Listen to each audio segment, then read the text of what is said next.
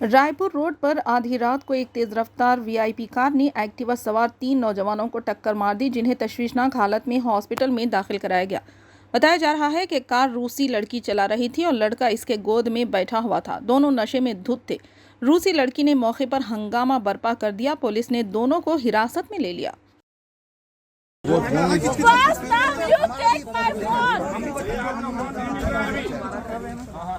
कीजिए आप, चलिए थाने।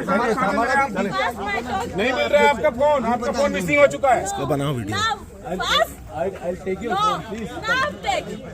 वीडियो बना दो, वीडियो बनाओ इसका, हम बताएंगे ना। कंट्रोल कीजिए ना भैया। नहीं हम जब मेरी बात नहीं मान रही है वो। गाड़ी चलाने सिखाने के लिए आते हैं क्या रोड?